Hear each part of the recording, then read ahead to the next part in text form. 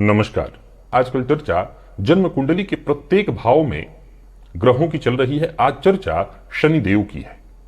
जन्म कुंडली के 12वें भाव में शनिदेव की आज हम चर्चा करेंगे दिव्य महाप्रयोग में। अब तक इतने दिनों से आप हर ग्रह के बारे में सुनते आ रहे थे, ये अच्छा, ये अच्छा, ये अच्छा।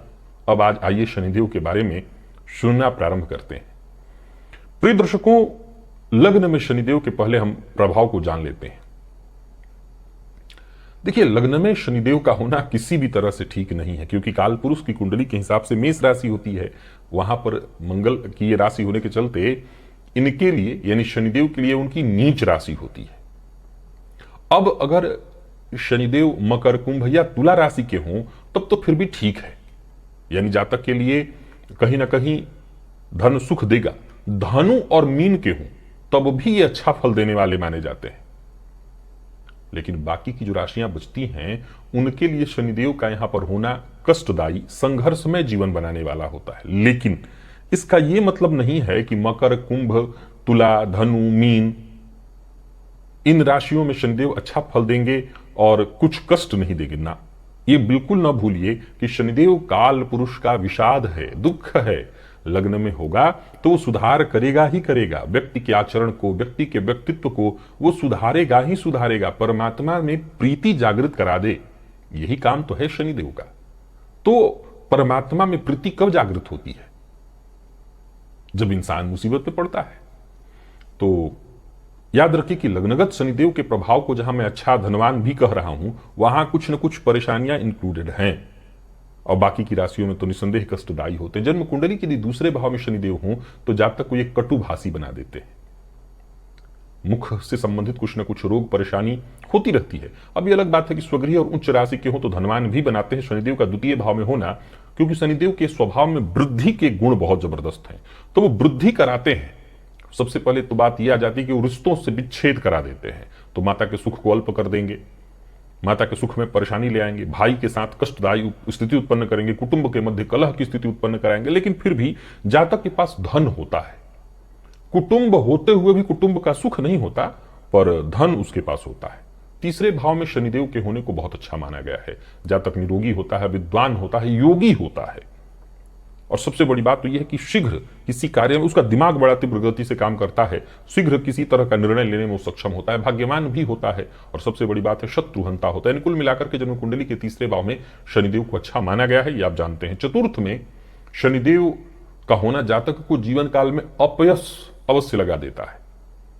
जातक शीघ्र कुपित होने वाला, उदासीन स्वभाव का, वात और पित्त के रोग से ग्रसित। हालांकि इस मामले में मैं हमेशा कहा करता हूं कि भाग्यवान ही होते हैं लोग। कारण क्या है कि शनिदेव चतुर्थ में क्षेत्र के कारक होते हैं। अलग बात है कि वो अपने घर में, स्वयं के घर में निवास कभी नहीं करने देते हैं। घर जातक बना जरूर ले, पर अपने घर में वो निवास नहीं कर पाता। लेकिन अच्छी बात यह है कि जातक अपने जीवन काल में एक से अधिक घर बना अवश्य लेता है, तो ये अच्छा ही है। अब थोड़ी बहुत परेशानियां तो शनिदेव देंगे ही देंगे, वो तो सुनना ही पड़ेगा। पंचम की यदि बात करें तो आप जानते ही हैं, ये भी ठीक नहीं है। जातक को संतान युक्त तो बनाते हैं, लेकिन आलसी बना देते हैं, उदासीन बना देते हैं। हालांकि बुद्धि उसकी बड़ी तीव्र होती है, दिमाग उसके पास होता है, पर दाम्पत्य सुख बाधित होता है। धन के मामले में थोड़ी परेशानी भी बनी रहती है। वात रोग, गैस इत्यादि से संबंधित परेशानी उसको हमेशा बनी रहती है। षष्ठ के शनि को बहुत अच्छा माना गया है, बलवान।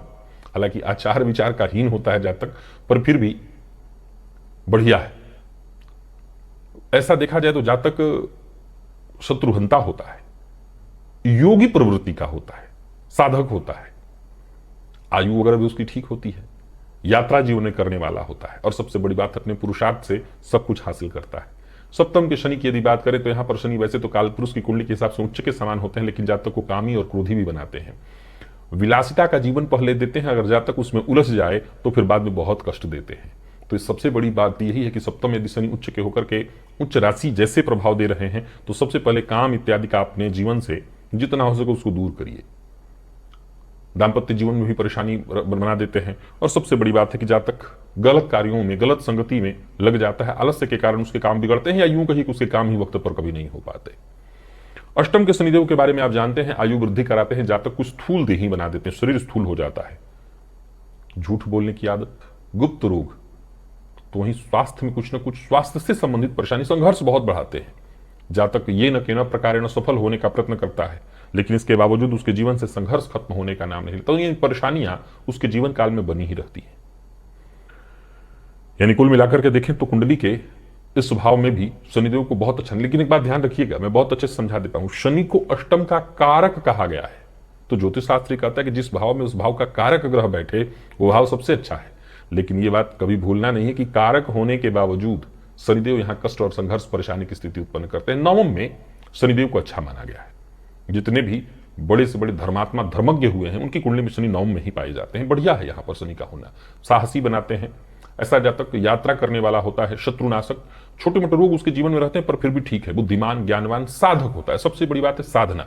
अब गौर करिए कि मान लिया जाए किसी कुंडली में शनि नवम में बैठे हैं परंतु उसका दूर दूर तक साधना से कोई लेना देना नहीं है, तब क्या जीवन में थोड़ी परेशानी आगे चल करके आएगी।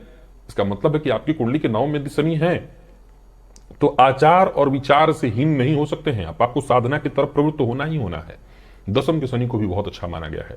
हालांकि याद रखिएगा कि दसम में भी शनि है तो कार्य में विलंब करेंगे, लेकिन जातक को विद्वान बनाएंगे, राजयोगी बनाएंगे, नेता बनाएंगे, धनवान बनाएंगे, राजमान्य गणमान्य बनाएंगे, अधिकारी बनाएंगे। जातक बेहद चतुर होगा, बुद्धिमान होगा, परिश्रमी होगा, महत्वाकांक्षी तो होगा ही होगा। यानी शनि दसम में कारक होते हैं, अच्छा माना गया है।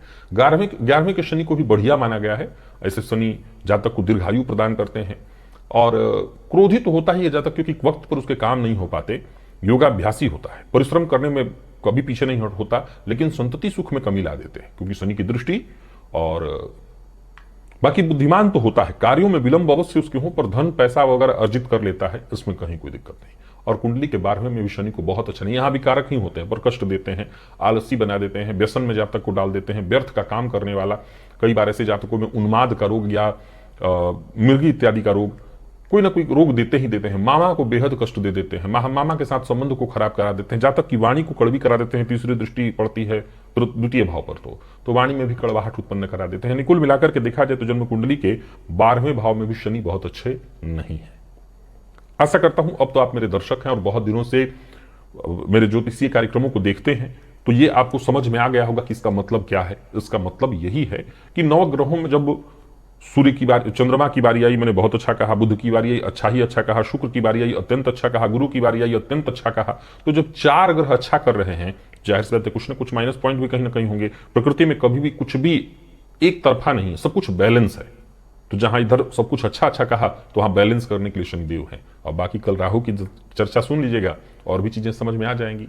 अभी के लिए बस इतना ही, इजाजत दीजिए, पुनः मुलाकात होगी। तब तक के लिए नमस्कार।